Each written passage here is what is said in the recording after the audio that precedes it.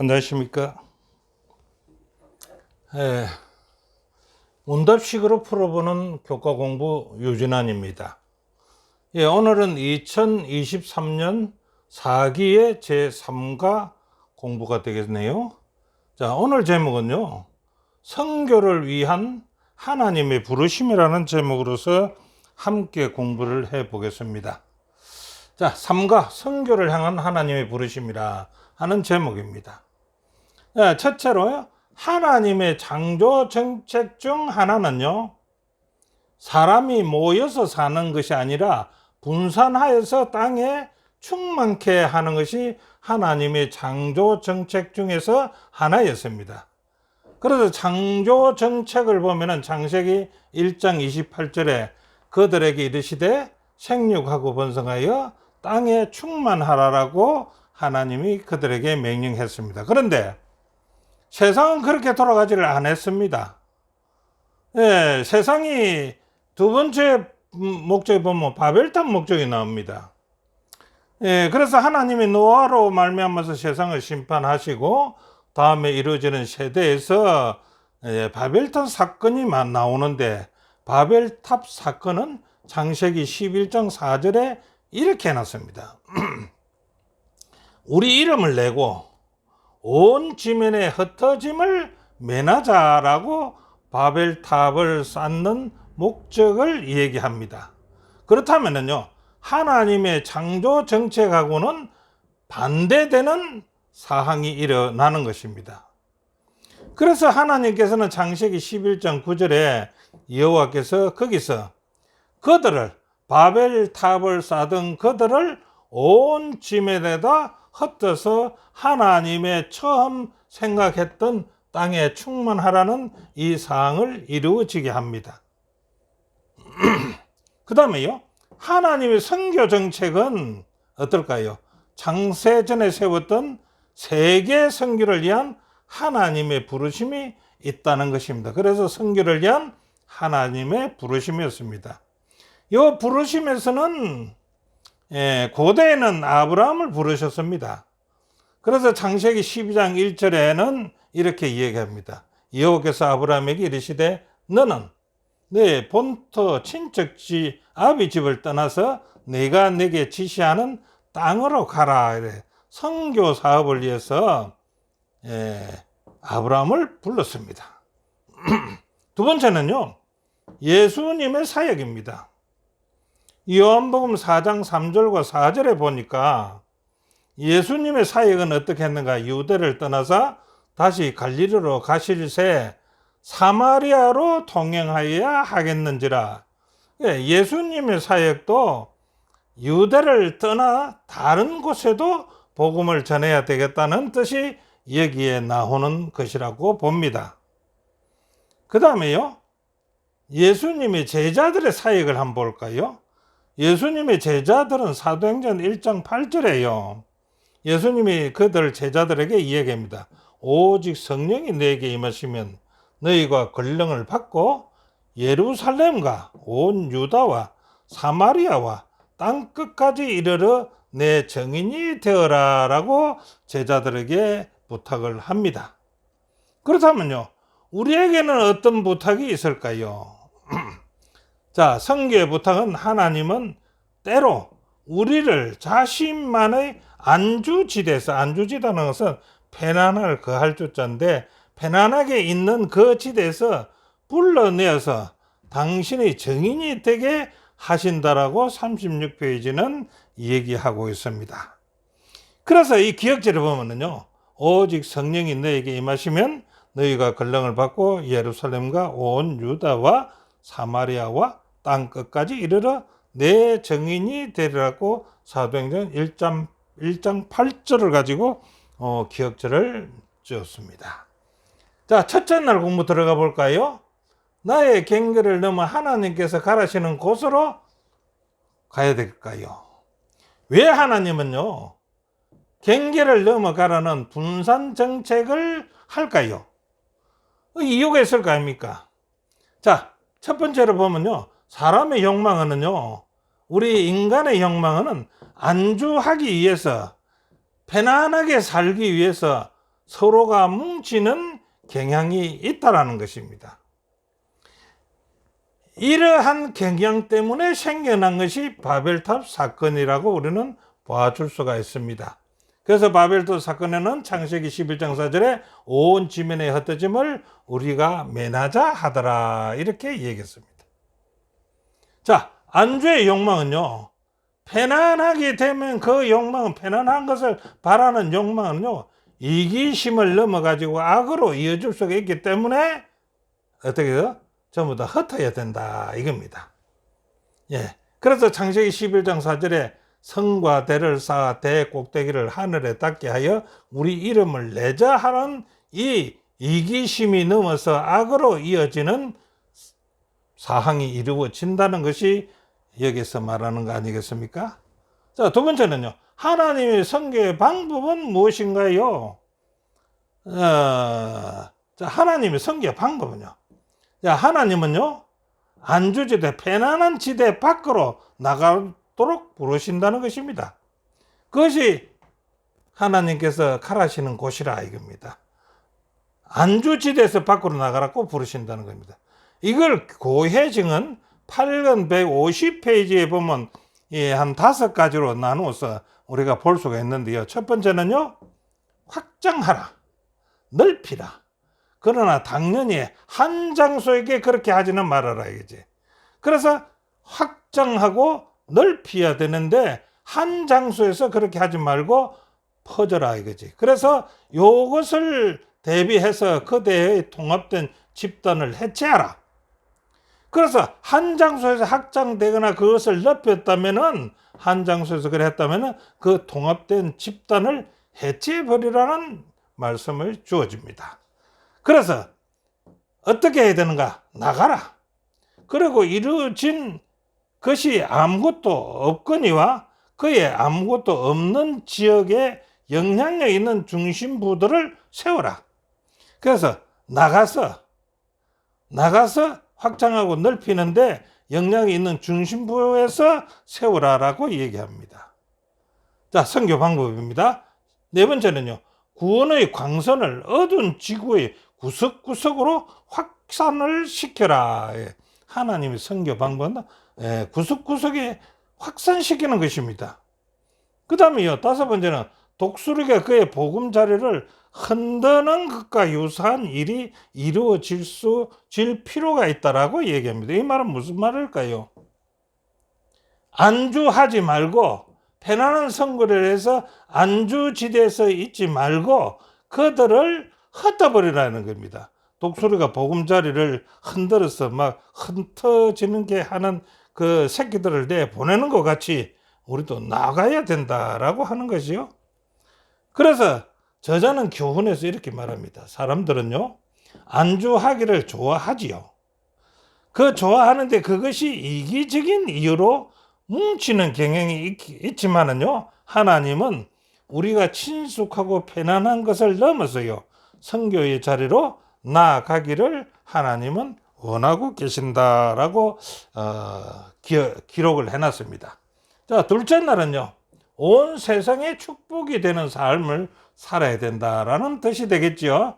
자, 안주지대에 있던 아브라함을 부르신 하나님의 목적은 무엇인가요? 창세기 12장 1절 3절에 있는 말씀인데요. 예, 아브라함은 안주지대에 있었습니다. 편안하고 좋은 지대에 살았습니다. 예, 그런데 하나님이 거기서 부르셨습니다. 하나님의 목적이 무엇일까요? 자, 1번 떠나가라. 내가 내게 줄 땅이 있다라고 얘기합니다. 그렇게 해서 하나님의 목적은요, 제약된 세상에서 분리를 시켜서 새로운 땅, 내게 보여줄 땅으로 가라고 아브라함을 불렀습니다. 아브라함은요, 살기 좋은 안주지대에 살았습니다. 거기서 떠나가라고 했습니다. 내가 내게 보여줄 땅으로 가라고 했습니다. 그 땅이 어딘지도 몰랐습니다. 그건 하나님의 목적이 있었던 것입니다. 자, 두 번째 목적은요, 내가 너를 큰 민족을 이룰 것이다.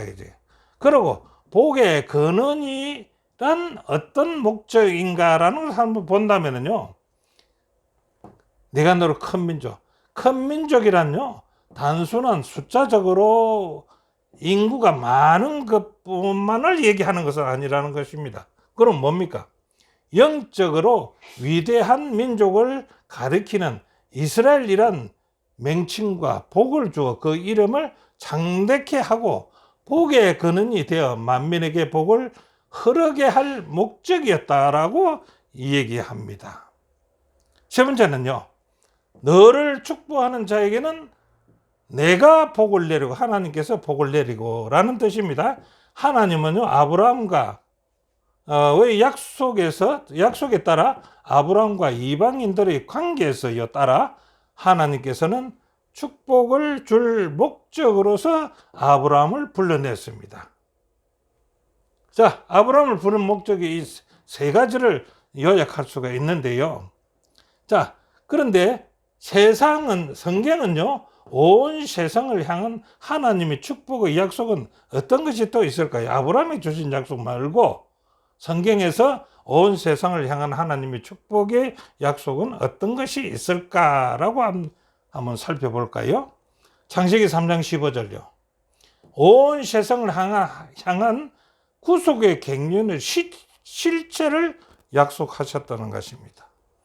자, 여자의 후손과 뱀의 후손에 관한 얘기죠. 이것은 온 세상을 향한 하나님의 구속의 갱년을 발표하고 약속하신 것입니다. 자, 창세기 17장 19절에는요, 무자에서 이삭의 언약입니다. 아브라함이 자식이 없었지요. 그런데 자식이 없는데 너가 아들을 낳을 것이라고 이 얘기한 언약이다 이겁니다. 그래서 그 언약뿐 아니라 그의 후손이 영원히 이어갈 것을 약속하신 것입니다. 자, 민수기 24장 17절은요, 발락과 발람의 약속에서 발람이 한 예언입니다. 그 발람은 발락의 말을 듣지 않고 어떤 약속을 합니까? 모든 의인은요, 구원을 받을 것이고 모든 악인은 심판을 받는다는 그러한 예언을 발람이 했습니다.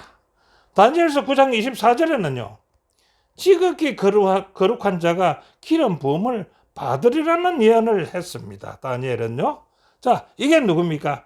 예수님이 오셔서 기름 부음을 받고 우리의 구속주가 될 것이라는 것을 얘기한 것 아니겠습니까?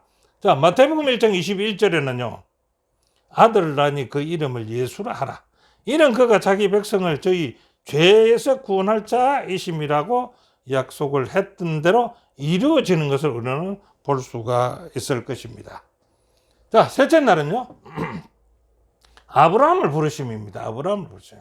자, 아브라함은요, 하나님이 명하신 대로 행하였을 때 어떤 일이 일어났는가? 아브라함이 안주지대에서 편하고 잘 사는 그 지대에서 하나님이 아브라함을 불렀습니다.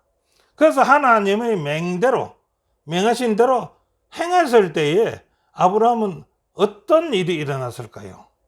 첫 번째가요, 하나님께서 가라고 하신 그곳에 가보니까 잔인함과 폭력으로 악명 높은 이교도인 가나안 사람들이 그 땅에 거주하고 있더라는 겁니다.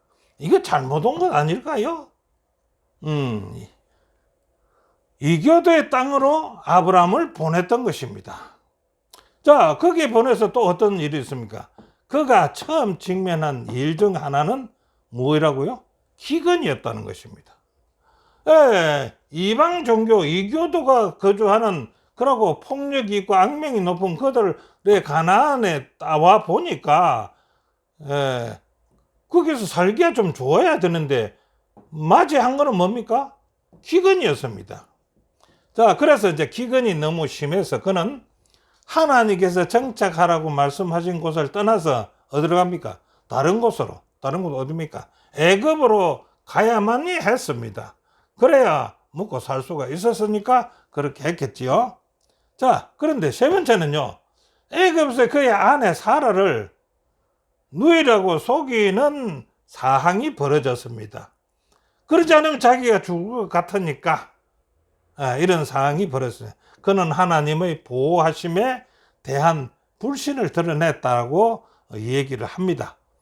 그런데 사람의 생각으로서 봐서는 자기 어여쁜 아내가 애굽의 왕이 달라고 할 때 주지 않으면은 자기 목이 달아날 가능성이 있으니까 이때 하나님이 보호해 주실 것이라고 생각하고 나의 아내입니다라고 대답했을 것이면 얼마나 좋았겠습니까? 그런데 그렇게 대답하지 아니하고 하나님에 대한 불신을 드러내고 이거는 나의 누이입니다라고 했다 이제. 그것이 그의 신앙과 용기의 결핍을 드러내고 말았던 것입니다. 자, 그 다음에 하나님의 명령에 충실했는데 왜 이런 어려움을 당했는가 이겁니다. 예, 하나님의 명대로 어렵게 자기의 안주하는 곳에서 하나님이 나가라 하니까 떠나왔는데 이러한 상황을 만났고 이러한 상황에서 가만히 생각해 나는 하나님의 명령에 충실했는데 왜 이렇게 어려운 일들이 생기는가? 예, 이것은 우리 부조 선지자 129페이지에 있는 말씀을 가지고 정리를 해본다면 이렇게 정리해 볼 수가 있을 것입니다. 자, 첫 번째로 그분께서는요, 당신의 사업을 발전시키는데 사용할 수 있는 역량을 가진 사람이 되게 하기 위해서 이들을 시련에 처하게 하신다.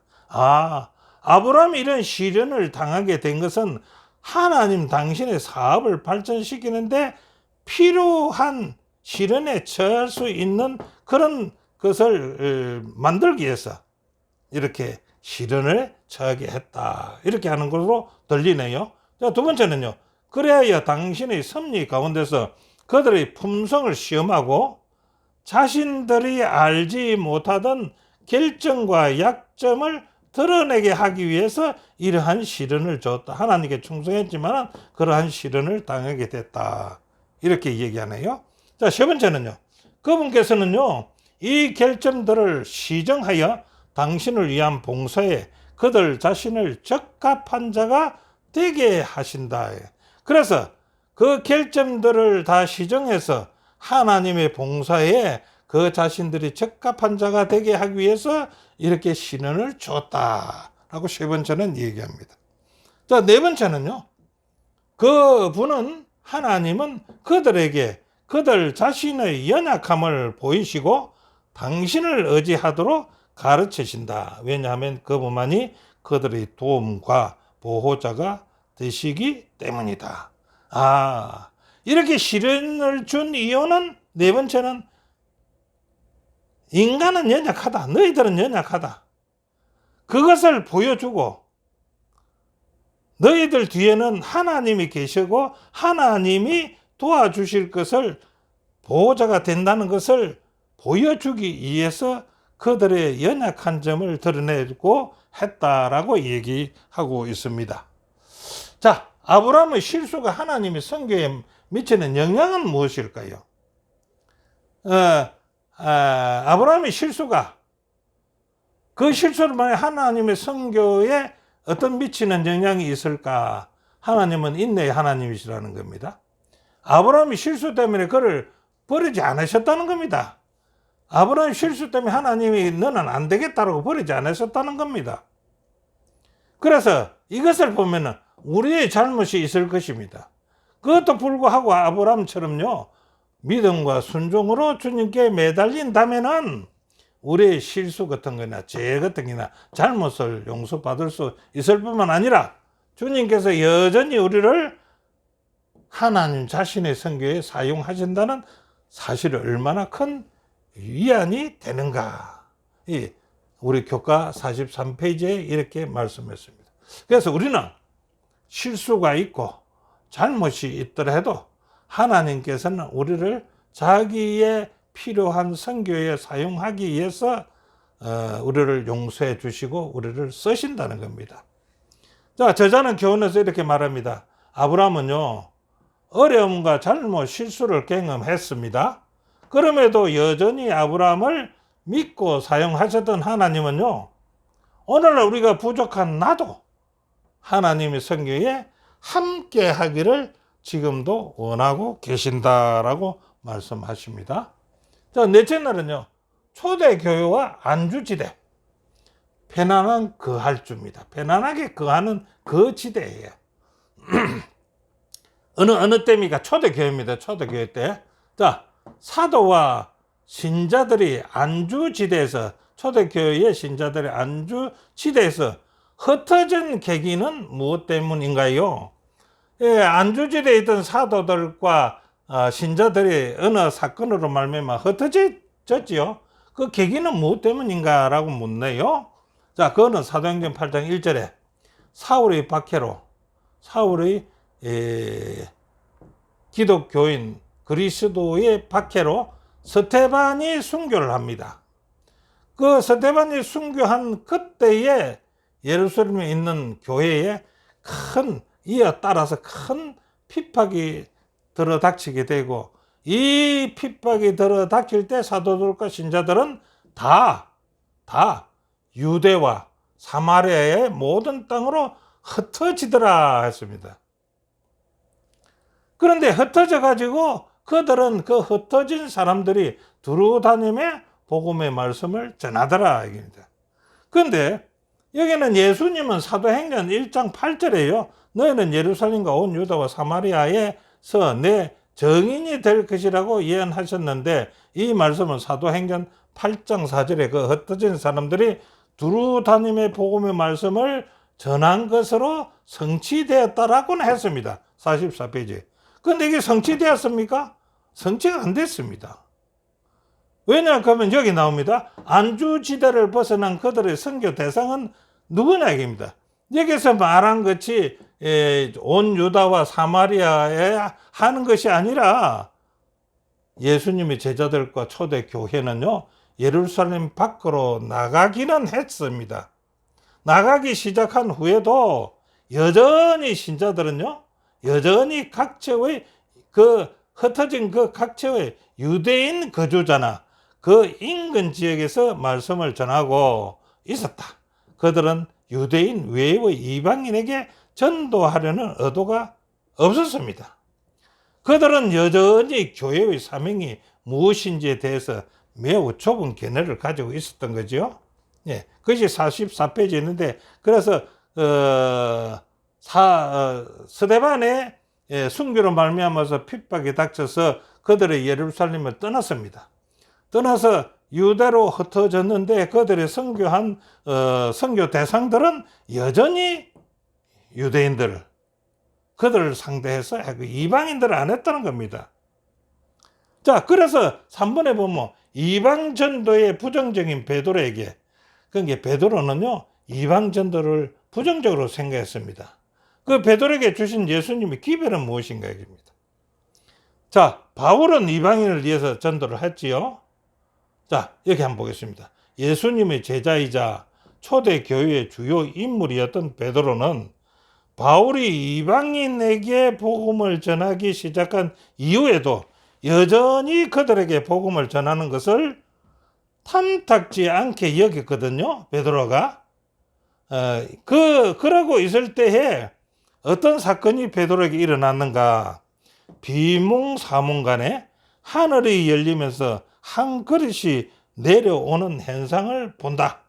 사도행전 10장 9절로부터 15장 28절 29절까지 있는 말씀을 여기서 볼 수가 있는데요.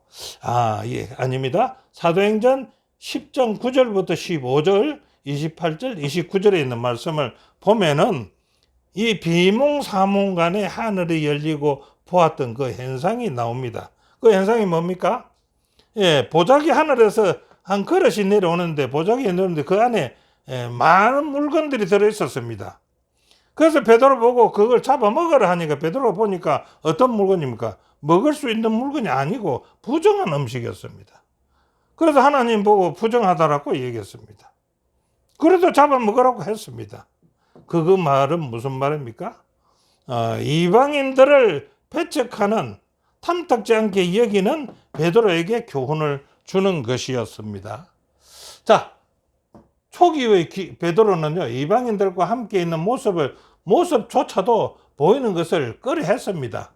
그래서 이방인 집에서 밥 먹을 때 유대인이 온다고 했을 때 밖으로 뛰쳐나버렸지 않습니까?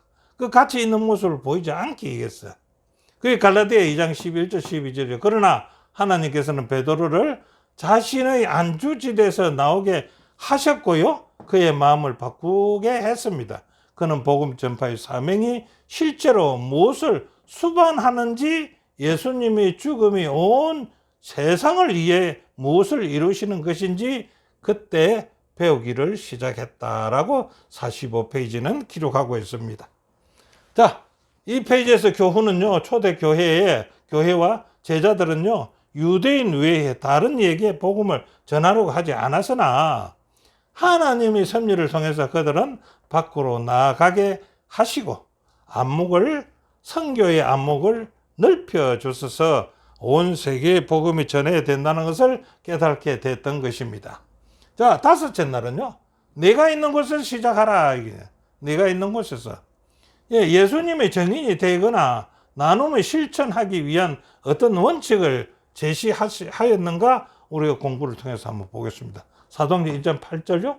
오직 성령이 너에게 임하시면 너희가 권능을 받고 예루살렘과 온 유다와 사마리아와 땅끝까지 이르러 내 증인이 되라는 것이 예수님이 사명이 주어집니다. 자, 사도행전 2장 8절에 주어진 예수님의 당부 말씀에는요, 어떤 것들이 있는지 한번 살펴보겠습니다. 여기에 말씀하신 그것이 어떤 것이 있는가. 자, 첫 번째는요, 성령이 임하시기를 기다리라는 겁니다. 성령이 임하시기를. 그래서 오직 성령이 너에게 임하시면 했으니까 성령이 임하시기를 기다리라. 사도행전 2장 8절 오직 성령이 너에게 임하시면 라는 말씀을 보면 되겠죠. 자, 두 번째는요, 너희는 예루살렘에서 내 증인이 되리라 하는 의미는 무엇을 얘기할까요? 전 세계에 나아가라 안 하고 너희는 예루살렘에서 내 증인이 되리라. 무슨 말씀입니까? 자, 여기 볼까요? 우리는요, 자신이 지금 거하는 곳에서부터 그분의 증인이 되어야 한다라고 얘기하고 있습니다. 여기에는요, 너 있는 곳, 지금 거하는 곳, 그게 뭡니까? 우리 가정, 우리 교회, 우리 이웃, 우리 지역사회가 포함될 것이다 라고 했습니다. 우리는 먼저 우리가 있는 곳, 즉 집이나 직장이나 등 주님께서 우리를 있게 하신 그곳에서부터 그분의 증인이 되어야 한다고 했으며, 가장 가까이 있는 사람들에게 그분을 증거해야 한다고 46페이지는 말씀했습니다. 자, 세 번째는요, 온 유다와 사마리아 땅 끝까지라는 것을 이르러서 내 증인이 되라는 그 말은 무슨 뜻을 가지고 있느냐 이겁니다. 자, 여기 보면 온 유대와 사마리아와 땅 끝까지 이르러 내 증인이 되랬죠. 예수님이 증인이 되라는 것은 문화적이나 경제적 경계를 넘어 다른 사회나 민족, 종교, 집단에 다가가도록 다른 지역으로 이동하라는 부르심이다 이겁니다. 근데 여기는 내가 있는 곳에서 했기 때문에 2번은 내가 있는 곳입니다. 3번은 뭡니까? 땅 끝까지 했으면 땅 끝까지 가기 위해서 이렇게 하라는 46페이지는 말씀이 되겠습니다. 사도행전 2장 8절에 이렇게 볼 수 있죠. 예수님의 증인이 되는 것은요, 문화적이나 경제를 넘는 것이라는 사실을 다시 여러분도 확증하게 되기를 바랍니다. 자, 교훈은요, 예수님은 제자들에게 내가 속해 있는 가까운 곳에서부터 시작한 이후에 복음을 모르는 더 먼 곳까지 나아가서 증거하도록 선교의 원칙을 우리에게 알려주었다라고 교훈은 말하고 있습니다. 자, 제 3과의 공부의 결론은요, 이렇게 보면 되겠습니다. 첫 번째로요, 우리가 자신만의 안주지대에 머물러 있다면은요, 하나님은 우리에게 변화를 주시고 당신의 목적을 이루게 하실 것이다. 우리에게 어떤 변화를 주실지 모르지만 변화를 주시고 하나님의 목적을 이루게 하실 것이라고 합니다. 두 번째는요, 고향과 익숙한 환경을 떠나는 것은 어려움을 주지만은요, 이를 통해서 세상이 복을 받는 계기가 되기 때문에 우리를 보내는 것입니다. 세 번째는요, 예수님은 우리가 예루살렘과 유다에서 시작하여서 사마리아 땅 끝까지 사명을 가지고 나가기를 하나님은 원하고 계십니다. 이것이 우리가 오늘 공부한 사기의 제3과 공부가 되겠습니다. 함께 공부해 주신 여러분 대단히 감사합니다.